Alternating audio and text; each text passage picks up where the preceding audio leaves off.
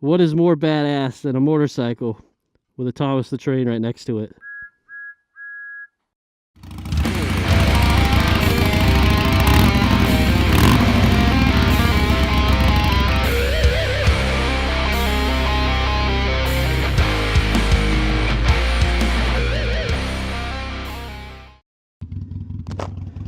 What's going on, everybody? Welcome back to my YouTube channel. Welcome to another D-Cycle Moto Vlog.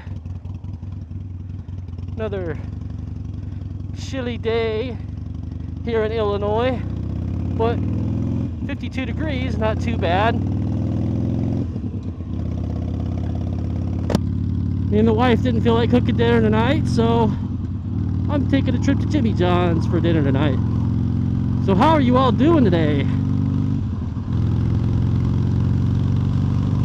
Doing pretty good myself.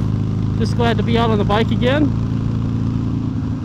And speaking of the bike, I meant to cover this in my last video, but like I said, my audio went tits up. So I could kind of explain for you guys who are in the market for a motorcycle, maybe for an Iron 883 or any motorcycle at all.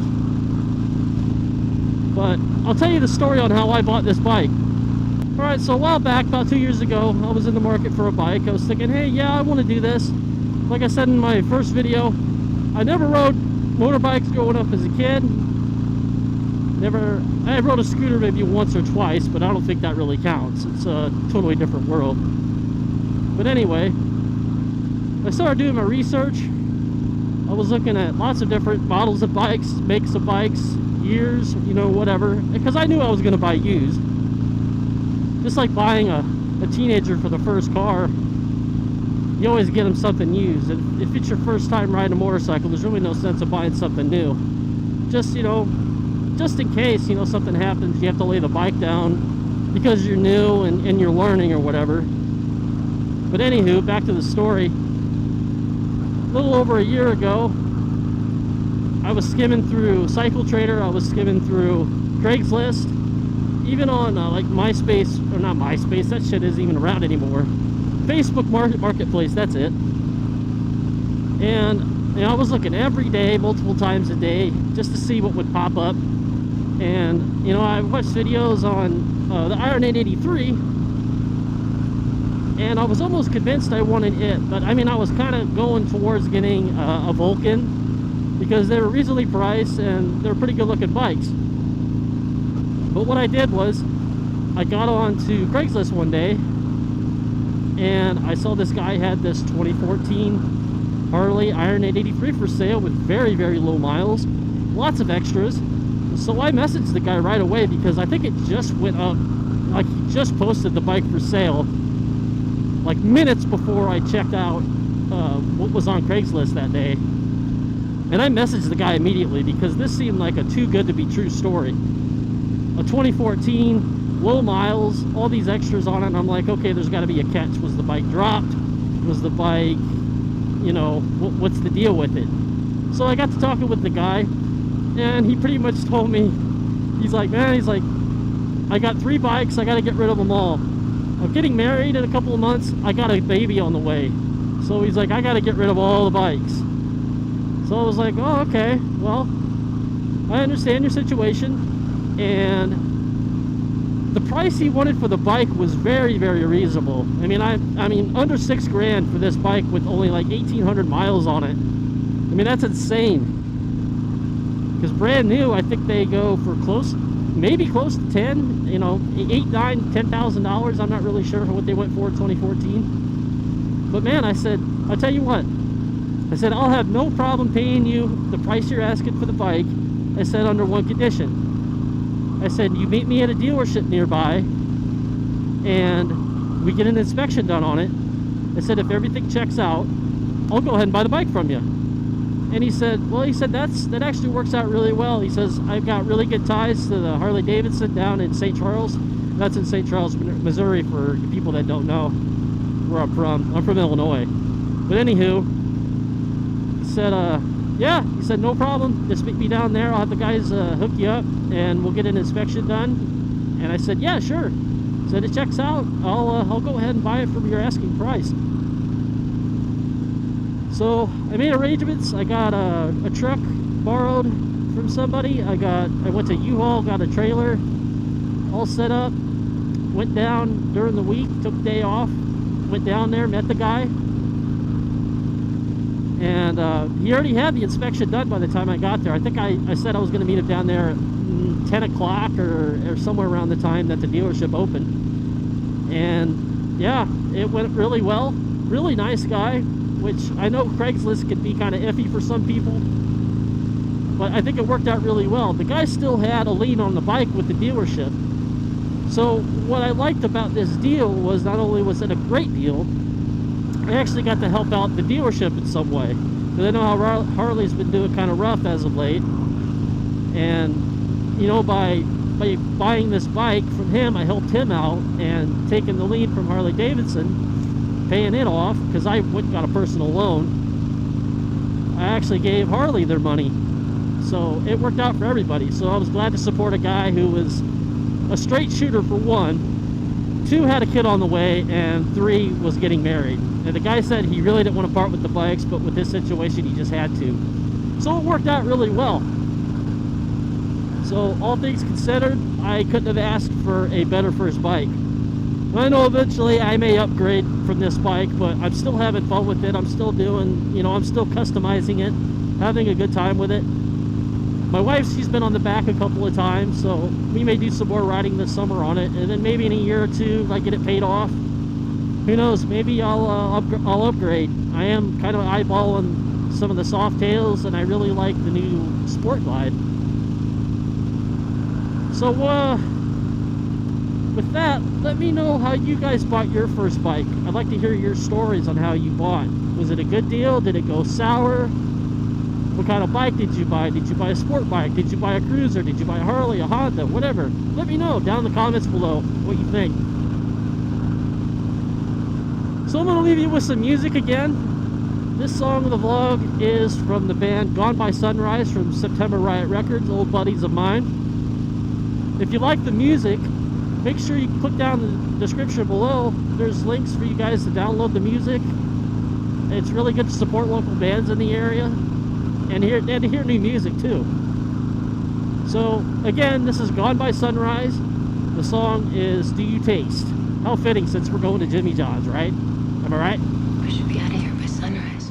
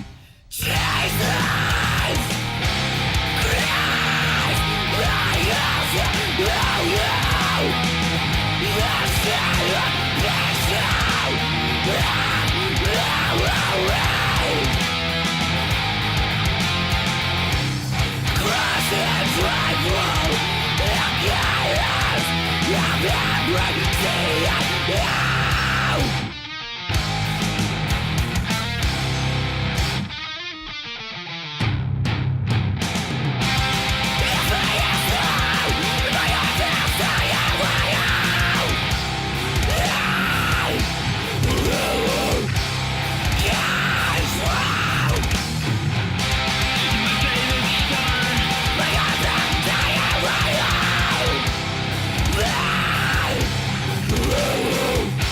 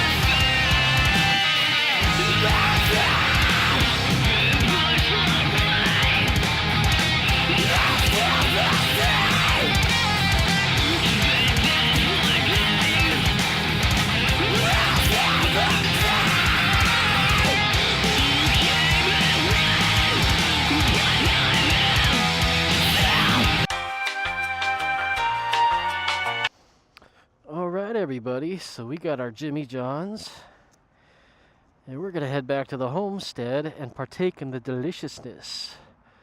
So check it off the list. Well done. Oh man, I'm so looking forward to nicer weather. I mean, mid-50s isn't bad. I shouldn't complain about that. I know there's people out there, they're riding in 20-degree weather, and man, my hat goes off to you. I don't know how you guys do it. Like, I don't have winter gear. I don't really plan on buying any. So, I usually only ride when it's nice. But it's heated.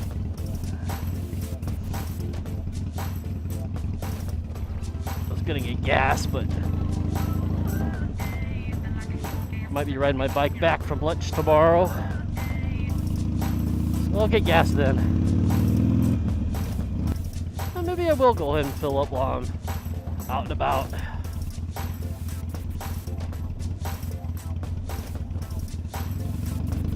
Might as well.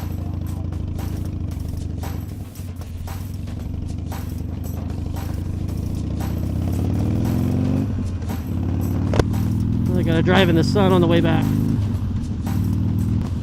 Maybe I'll just get gas tomorrow. I'm so freaking undecisive.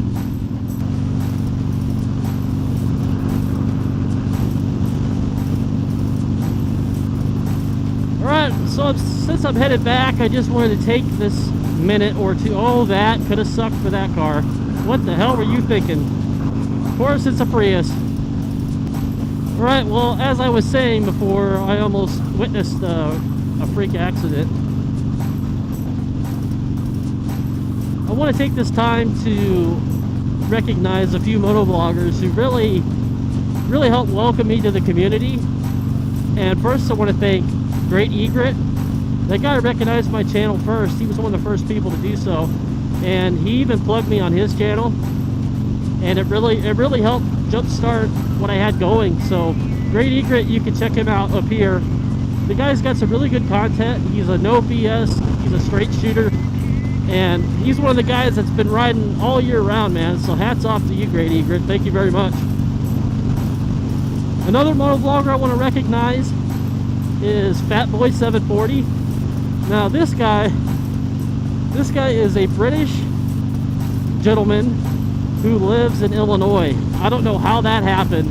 Usually when you got people moving from another country, they're usually moving to, you know, one of the coasts or one of the bigger cities. No, this guy moved to, I think, eastern Illinois, and that's awesome. So shout out to him too. You can check him out up here. There's a link to his channel. He's got some good stuff too. He's a really funny dude. Oh, yeah, 52 is not too bad. I'll definitely be doing this tomorrow. If only it wasn't going to be like 29 degrees at 7 a.m. when I have to ride into work. God, I'm like spitting so much while I'm talking because I'm thinking about the Jimmy Johns I have in my backpack. So if you guys saw my last video, it was mainly just music put over a ride that me and my buddy took down to about 40-minute drive down to Alton, Illinois. What we did was we went down to this place called Lovett's because my buddy saw it on Booze Traveler. It's a travel channel show that he watches sometimes, and he's into trying weird food, and you know, I don't mind trying something new either, as long as it's not like animal snot or something like that. But he said, hey, we should go down to Lovett's in Alton, and I said, okay, what's down there? And he's like, they're known for their pig snoots. And if you don't know what a pig snoot is, Google it. But we took our ride down there, and I tell you what, I had no idea what to expect. I didn't know too much about pig snoots or how they're even prepared. But we get down there, and you know, it's this little hole-in-the-wall place, but it's cool. You know, it's one of those mom and pop restaurants. And man, we ordered the snoots, and the girl brought it out a little while later. And man, here's some footage here of what that thing looked like. Now what you're seeing, it looks like what it was like when I took a bite out of it. It was almost like eating a warm pork rind, really crispy, really good, and it was just smothered in this awesome barbecue sauce. and the sauce was so good. So it was a big thumbs up for us. Really good stuff. We'll have to take another ride down there and maybe do another video where we do it right. But no, hats off to Lovitz. That was good stuff. Good shit. And another thing that they had on their menu, they had fried Kool-Aid. I know it's weird, and you're like, how do you fry Kool-Aid? Well, what it was, it almost looked like this little donut hole. Like she brought us out a free sample. I mean, the people there were really nice. The waitress we had was awesome. And it was, like I said, it was like a little donut hole with powdered sugar sprinkled on the top, and it was served in one of those little dishes that you would get. What is it I'm thinking of? Like a creme brulee in. You know, real dainty, nice little dish with this little powdered donut looking thing. And I guess the Kool-Aid, the powdered Kool-Aid is on the inside, and it's deep fried for a little bit, and then they covered it with the powdered sugar, and man, was it good. If you ever get the chance, man, try some fried Kool-Aid. You can probably find it at like a carnival or a fair or something like that, because it's not too common if you walk into a Dairy Queen or something, you know what I'm saying? Well, but hopefully the weather breaks soon. We go out and do some river riding. I'm ready for that. And get the wife on the back to get her to go riding. She went for the first time last year. She did really well. We just went out for about 25 minutes. Just did a quick route. And she liked it. I would pass, but there's too many cars. And there's too many like hidden roads. You don't know what's gonna pop out at you.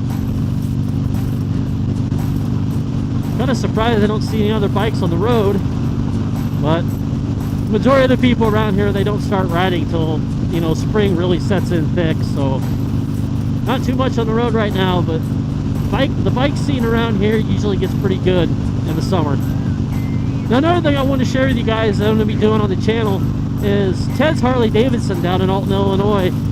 I spoke with one of the managers there, and I know a guy that works down there, and what we kind of worked out was I come down there when they're having events and stuff, and come down and shoot some video. I know they do a bunch of poker runs, a bunch of rides. They do charity rides and stuff like that. They have special events there. They have a blood drive for KC95.